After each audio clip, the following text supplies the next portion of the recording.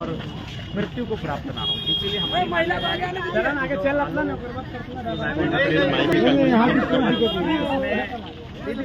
प्रदूषण का guideline follow हो। उसके बाद जो जबरन वन भूमि पर कब्जा है, GM पर कब्जा किया जा रहा है, वो बंद हो। जो भी उन्होंने लीगली जो जमीन लिया है उस पर काम करें, प्लस प्रदूषण का अनुपालन करते हुए काम करें। वहाँ के जल, जमीन, जंगल को प्रदूषित ना करें। हम लोग विकास के विरोधी नहीं है, लेकिन विनाश करके किसी भी सूरत हाल में हम विकास नहीं चाहेंगे। वहाँ की महिलाएं कहती हैं कि वहाँ के पानी वानी जो प्रदूषण हुआ है उसके कारण सब्जी भी नहीं उगा पाती है, और उगाती हैं तो बिकता भी नहीं है। लेकर आई हैं तो सैंपल भी दिखाएंगे, क्योंकि अभी रात है, रात को शायद सैंपल ठीक दिखेगा नहीं। जब आप सुबह रिपोर्टिंग करेंगे तो हम आपको बाकायदा सैंपल भी दिखाएंगे किस प्रकार वहाँ जो पानी, किसी कंपनी में तो पानी जो अपशिष्ट पानी होता है उसे छोड़ा जाता है और वो किसान के खेतों में छोड़ा जाता है। वह पानी का कलर ही आपको लाल हो चुका है, तो फसल भी बर्बाद होगी। उसके बाद जो फसल उगती है, जिसे हम लोग चावल कहते हैं, चावल को हमको लगता है कि आपको ब्रश लेकर ऐसे करके साफ करना होगा, उसके बाद भी खाने के योग्य नहीं हो पाता है। और अगर पेड़ पत्तों को, पौधों को देखेंगे तो वो मतलब वहाँ सब्जी होती ही नहीं है। और अगर जंगलों में आप गुजरते हैं तो छोटे छोटे पशु पक्षी भी मारे हुए हमें वहाँ मरी हुई अवस्था में मिलते हैं। तो कुल मिलाकर अगर विकास के नाम पर इतना अगर दोहन किया जाए तो उस विकास को बंद कर देना चाहिए। ऐसे विकास का जन्म लेना है, ठीक बात नहीं है। 20 साल पहले एक फैक्ट्री लगती है और फिर 20 साल के बाद यानी 23 साल के बाद फिर से जंगल को काट करके फैक्ट्री लगाने का आदेश दिया जाता है। इस पर क्या बोलिए? इस पर यही कहना चाहेंगे, गवर्नमेंट हावी है, कैपिटलिज्म हावी है। लोग कहते हैं कि बजट किसान को देखकर बनता है, बजट कामगार मजदूर को देखकर बनता है, लेकिन वास्तव में बजट कॉर्पोरेट्स को देखकर बनता है, उसे खुश करने के लिए बनता है। बिल्कुल नहीं, कंपनी का कोई विस्तार नहीं होना चाहिए, खासकर वन भूमि में नहीं होना चाहिए, गैर मुजरा भूमि में नहीं होना चाहिए। कंपनी ने अगर लीगली जो जमीन खरीदा है उस पर आपको अपना ढांचा को तैयार करें, उसमें आप उसको विकसित करें। बाकी उसके अलावा 1 इंच जमीन भी आपको लेने का अधिकार नहीं है। कंपनी का बेटा जो होता है उसके नाम से प्लांट लगता है, लेकिन झारखंड का माँ का बेटा जो है सो मरता है। क्या कहिएगा? दुर्भाग्य है हमारे झारखंड के लिए, ये हमारे राज्य का दुर्भाग्य है। इसलिए मैंने शुरू से भी कहा कि ये लोग हमें पशुओं के समान सोचते हैं। वहीं मैंने पहले कहा, यही आलोक स्टील लिमिटेड कंपनी जो है, प्राइवेट लिमिटेड कंपनी, इनका अन्य राज्यों में भी फैक्ट्री है, वहाँ जीरो पोल्यूशन पे कार्य करती है। ये जानकारी हमें उसी कंपनी के एक मतलब सरदार जी उन्होंने दिया कि भाई हमको समझ में नहीं आता है कि इतना अन्यायी ये लोग कैसे हो सकते हैं झारखंड के साथ। यही कंपनी जब दूसरा स्टेट में जाती है तो जीरो पोल्यूशन पे कार्य करती है, लेकिन यहाँ इस प्रकार का पोल्यूशन का स्तर है कि सीधा कैंसर से बच्चा मर जाता है। तो इसलिए उसी को लेकर आज हम लोग राज्य के सर्वोच्च रहनुमा महामहिम राज्यपाल महोदय को ज्ञापन देने आए हैं। उन्हें उसी बातों से, अपनी समस्याओं से अवगत कराने आए हैं कि अपनी आंखों को खोलें महामहिम, और एक दृष्टि डालें कि हमारे साथ क्या अन्याय हो रहा है, हमारे साथ क्या जुल्म हो रहा है, किस प्रकार हमारा गाँव, हमारा जल, हमारा जीवन, हमारा जंगल संकट में है।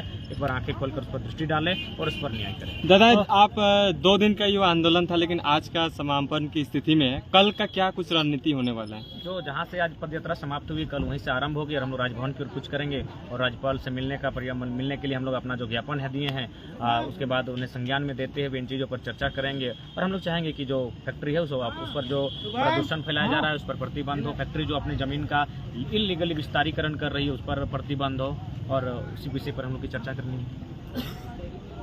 झारखंड में लगातार अगर यदि कोई प्लांट लगाता है तो कुछ नहीं देखा जाता है, जितने भी नॉर्म्स होते हैं कुछ भी फॉलो नहीं किया जाता, लेकिन यही प्लांट अन्य प्रदेश में लगता है तो वहाँ नॉर्म्स फॉलो होता है, सारा जो नियम है वो फॉलो होता है। वजह क्या रहा है कि झारखंड जो है सो मासूम होते, भोले होते हैं? क्या यही वजह है? देखिए, वजह है, बहुत सारे कारण हैं, जिनमें आपका चूंकि कोई भी अगर फैक्ट्री कंपनी लगती है तो कहीं ना कहीं पॉलिटिकल लोगों के इच्छा के बाद ही लगती है। उनसे कोई ना कोई MOU बनता है, उसके बाद MOU बनता है, फिर जाके कोई कार्य होता है। तो ठीक उसी प्रकार हमारे जो पॉलिटिकल पर्सन हैं उनकी उदासीनता, वे लोग कहीं ना कहीं कॉर्पोरेट्स के हाथों बिक जाते हैं अपनी ऊंची रकम लेने के बाद, जिस कारण आज हमें राज्य को, एक आम व्यक्ति को, एक आम नागरिक को झेलना पड़ता है, सहना पड़ता है। ये बात है कि बाकी राज्यों में अगर यही फैक्ट्री लगाते हैं तो सारे नॉर्म्स, टर्म, कंडीशन का अनुपालन होता है और बेहतर काम करती है, पोल्यूशन पर भी कंट्रोल करती है और सारी जो भी मैंने गाइडलाइंस होता है उनको अनुपालन करती है। लेकिन जैसे वो राज्य में हमारे आती है, झारखंड राज्य में किसी भी प्रकार की कोई गाइडलाइन फॉलो नहीं करती है। कारण है कि हमारे पॉलिटिकल पर्सन कहीं ना कहीं मैंने दबे हुए किस्म के लोग हैं जो केवल अपना मतलब तक ही सीमित रहते हैं। मौजूदा सरकार का नारा है दादा,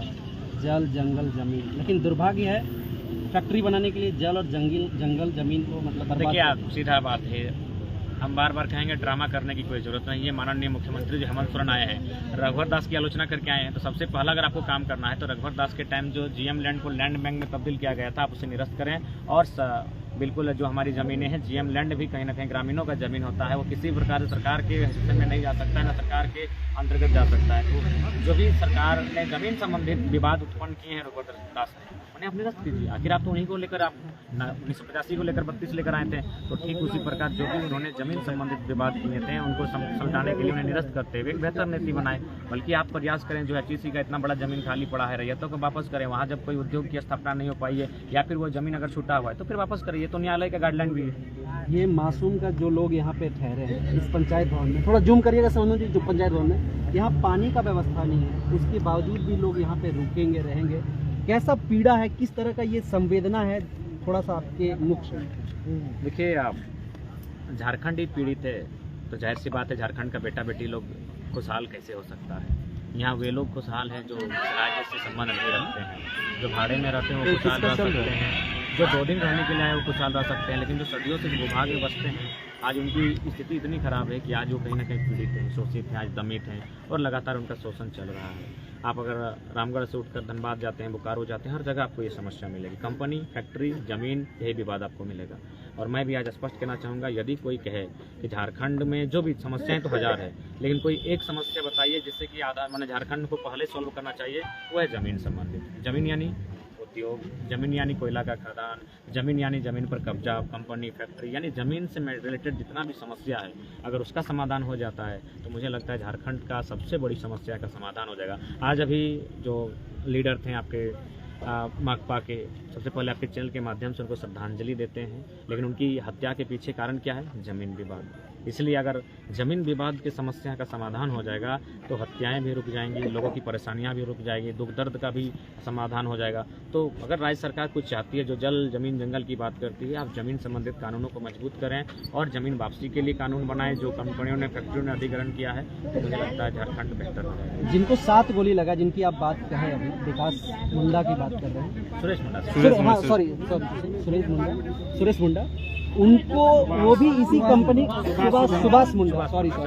सुभाष मुंडा, वो भी जमीन मामले में, जैसे आपने बताया कि उन्होंने किया, आप लोग भी उसी चीज को एक कंपनी से, कॉर्पोरेट से लड़ रहे हैं। आपको डर और भय नहीं लगता? देखिए, डर भय नहीं लगता, लेकिन इस बात का हमें भी आशंका है, मैंने मुस्कुराते हुए कह सकते हैं 7 गोली लगना दादा, तो हम लोग को भी 8-10 गोली में कभी मार सकता है, लेकिन क्या करेंगे।